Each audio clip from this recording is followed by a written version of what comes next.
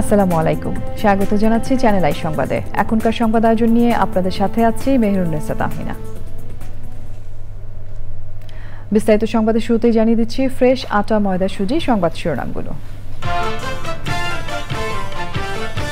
মুজিবনগর সরকারের কারো মুক্তিযোদ্ধার খেতাব বাতিল হয়নি, জানালেন মুক্তিযুদ্ধ বিষয়ক উপদেষ্টা। ভুল তথ্য ছড়ানো হয়েছে অভিযোগ। গুম কমিশনে এখন পর্যন্ত ১,৮৫০টি অভিযোগ। সমাজের ভদ্রলোকেরা গা শিউরে ওঠা ঘটনা ঘটিয়েছে বললেন প্রধান উপদেষ্টা। এবং আন্তর্জাতিক প্রীতি ফুটবলে ভুটানের বিপক্ষে বাংলাদেশের জয়, দেশের হয়ে হামজা চৌধুরীর প্রথম গোল।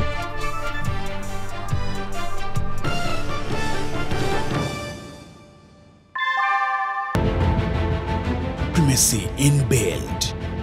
German technology, Bangladesh's first Thermix rod, Salam Steel Thermax. সংবাদ শিরোনামগুলো জানাচ্ছিলাম। এখনকার এই সংবাদ আয়োজন একই সঙ্গে চ্যানেল আই এর ইউটিউব চ্যানেলে এবং চ্যানেল আই এর ওটিটি প্ল্যাটফর্ম আই স্ক্রিনে লাইভ স্ট্রিম হচ্ছে। এবার যাচ্ছে বিস্তারিত প্রসঙ্গে। মুক্তিযুদ্ধ বিষয়ক উপদেষ্টা বলেছেন, মুজিবনগর সরকারে থাকা কোনো সদস্যেরই মুক্তিযোদ্ধা খেতাব বাতিল করা হয়নি। তারা সবাই মুক্তিযোদ্ধা হিসেবেই বিবেচিত হবেন বলে জানিয়েছেন উপদেষ্টা। এ বিষয়ে ভুল তথ্য ছড়ানো হয়েছে বলে দাবি তার।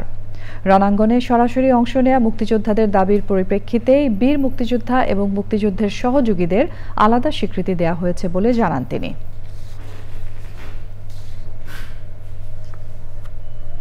গুম কমিশনে এখন পর্যন্ত ১,৮৫০টি অভিযোগ জমা পড়েছে। এর মধ্যে বিভিন্ন পর্যায়ে সাক্ষাৎকার নিয়ে ১,৩৫০টি অভিযোগ যাচাই বাছাই করা হয়েছে। প্রধান উপদেষ্টা অধ্যাপক মোহাম্মদ ইউনূস বলেছেন, আমাদের সমাজের ভদ্রলোকেরা গা শিউরে ওঠার মতো এই ঘটনাগুলো ঘটিয়েছে। প্রেস উইং আয়োজিত সংবাদ সম্মেলনে আরও জানানো হয়েছে, মুজিবনগর সরকারের রাষ্ট্রপতি শেখ মুজিবুর রহমান সহ অন্যদের মুক্তিযোদ্ধা হিসেবে স্বীকৃতি দেওয়া হয়েছে।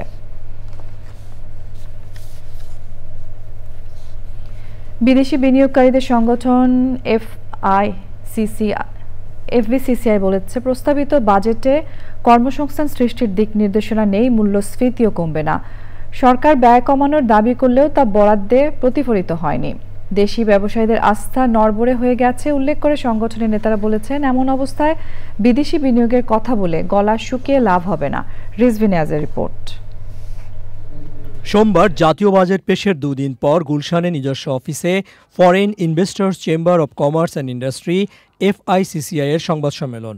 প্রস্তাবিত বাজেটে শুল্ক ও কর সংক্রান্ত কিছু বিষয়ে প্রশংসা করলেও এটা অর্থনীতিকে বেগবান করতে পারবে না, শঙ্কা তাদের। Inflation will it can contain?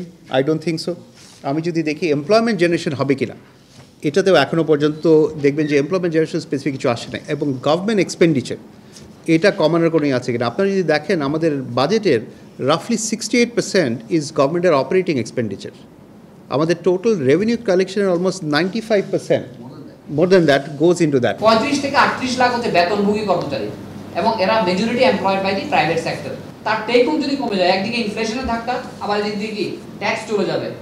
Ultimately ওনাদের আপাকে বলবে, রূপালী আপাকে, যে আপা বেতন বাড়ায় না দিলে আমি থাকতে পারবো না। তার মানে কি ওনাকে ইনফ্লেশনও দিতে হবে একটা অ্যাডজাস্টমেন্ট, আবার কি ট্যাক্সের জন্য একটা অ্যাডজাস্টমেন্ট দিতে হবে। উনি এই বার্ডেনটা কোথায় পুশ করবেন? উনি রঙের দাম বাড়াই দিতে বাধ্য হবেন, কিছু করার থাকবে। আলটিমেটলি কি দিচ্ছে কি, আর না হলে আনএমপ্লয়মেন্ট ক্রিয়েট হবে, কিছু করার নাই। সরকার বদল হলেই ব্যবসায়ীদের টার্গেট করে অত্যাচার করা বন্ধের আহ্বান জানান সংগঠনের সাবেক সভাপতি।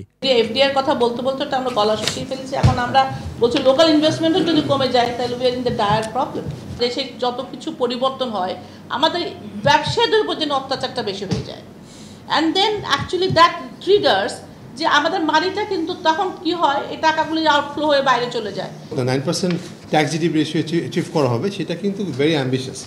কারণ সেটা অ্যাচিভ করতে গেলে 33% বা 35% ট্যাক্স কালেকশন বাড়াতে হবে।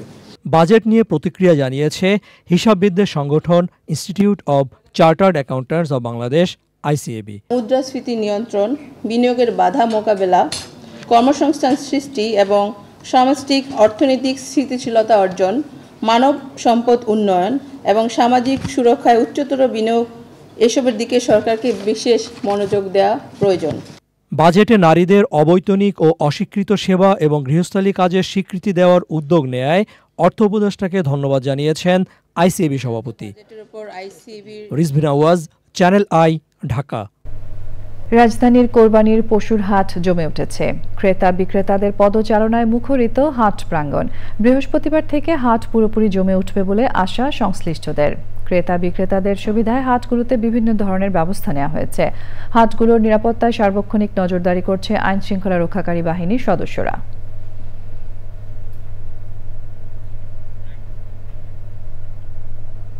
সংবাদের এই পর্যায়ে আমরা নিচ্ছি একটা বিরতি। টিউলিপ সিদ্দিকের ট্যাক্স ফাইল জব্দ করেছে দুর্নীতি দমন কমিশন দুদক।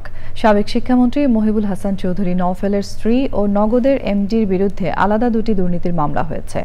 এনামুল কবির রূপমের রিপোর্ট।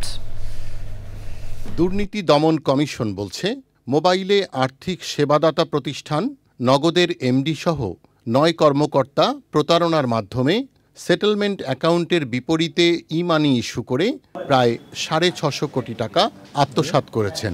পরস্পর যোগ সাজসে ক্ষমতার অপব্যবহার এবং জাল জালিয়াতির মাধ্যমে নগদের 645 কোটি 47 লক্ষ 10,758 টাকারও বেশি 41টি অনুমোদিত ডিস্ট্রিবিউটরের মাধ্যমে রিফান্ডপূর্বক আত্মসাতের অপরাধ প্রমাণিত হয়। জনাব তানভীর আহমেদ মিশুক ব্যবস্থাপনা পরিচালক সহ নগদের 9 জন কর্মকর্তার বিরুদ্ধে মামলা রুজুর সিদ্ধান্ত গৃহীত হয়েছে। ব্রিটিশ এমপি টিউলিপ সিদ্দিকির আয়কর নথি জব্দ করার ঘটনাকে দৈনন্দিন কর্মকাণ্ড বলছে দুদক। অনুসন্ধানের ক্ষেত্রেও যদি আয়কর নথি তথ্যাদি বিবেচনা করার প্রয়োজন অনুসন্ধানকারী দল মনে করেন, তাহলে তারা যে কোনো ব্যক্তির আয়কর নথি পর্যালোচনার জন্য জব্দ করতে পারে। একই দিনে জ্ঞাত আয় বহির্ভূত সম্পদ অর্জন ও হিসাব বিবরণী জমা না দেওয়ার অভিযোগে সাবেক শিক্ষামন্ত্রী মহিবুল হাসান চৌধুরী নওফেলের স্ত্রী ইমা ক্লেয়ার বার্টনের বিরুদ্ধে মামলা দায়ের করেছে দুদক। Enamul Kabir Rupam, channel I, Dhaka. এবারে রয়েছে আমিন জুয়েলার্স আন্তর্জাতিক সংবাদ।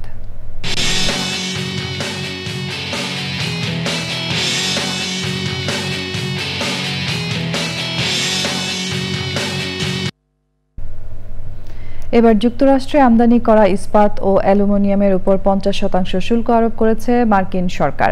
সম্প্রতি শুল্ক 25% থেকে বাড়িয়ে 50% করে একটি নির্বাহী আদেশে সই করেন মার্কিন প্রেসিডেন্ট ডোনাল্ড ট্রাম্প। বুধবার থেকে এই আদেশ কার্যকর হয়েছে। তবে নতুন এই শুল্ক থেকে যুক্তরাজ্যকে আপাতত বাইরে রাখা হয়েছে।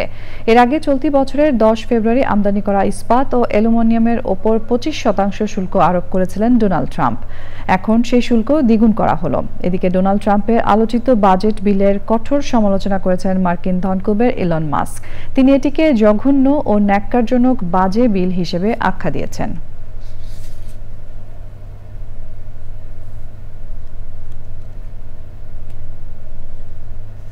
এক্সিম ব্যাংক বাণিজ্য সংবাদ।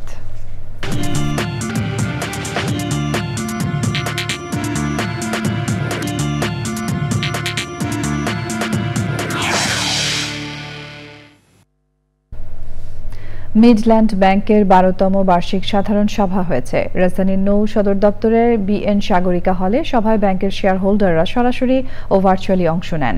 ব্যাংকের চেয়ারম্যান আহসান খান চৌধুরীর সভাপতিত্বে সভা পরিচালনা করেন ব্যাংকের পরিচালনা পর্ষদের নির্বাহী কমিটির চেয়ারম্যান রেজাউল করিম।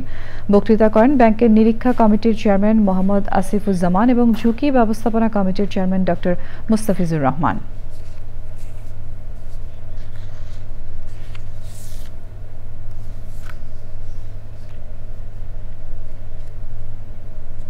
সংবাদের এই পর্যায়ে আমরা নিচ্ছি আরো একটা বিরতি এবং বিরতির পর খেলার খবরে যা থাকছে। বিশ্বকাপ ফুটবলের বাছাইয়ে বৃহস্পতিবার ভোরে ইকুয়েডরের বিপক্ষে মাঠে নামছে ব্রাজিল। চিলির মুখোমুখি বিশ্ব চ্যাম্পিয়ন আর্জেন্টিনা। সংবাদ শেষ করব ফ্রেশ আটা, ময়দা, সুজি। সংবাদ শিরোনামগুলো আরো একবার জানিয়ে দিয়ে। মুজিবনগর সরকারের কারো মুক্তিযোদ্ধার খেতাব বাতিল হয়নি, জানালেন মুক্তিযুদ্ধ বিষয়ক উপদেষ্টা। ভুল তথ্য ছড়ানো হয়েছে অভিযোগ। গুম কমিশনে এখন পর্যন্ত 1850টি অভিযোগ। সমাজের ভদ্রলোকেরা গা শিউরে ওঠা ঘটনা ঘটিয়েছে বললেন প্রধান উপদেষ্টা। এবং আন্তর্জাতিক প্রীতি ফুটবলে ভুটানের বিপক্ষে বাংলাদেশের জয়। দেশের হয়ে হামজা চৌধুরীর প্রথম গোল।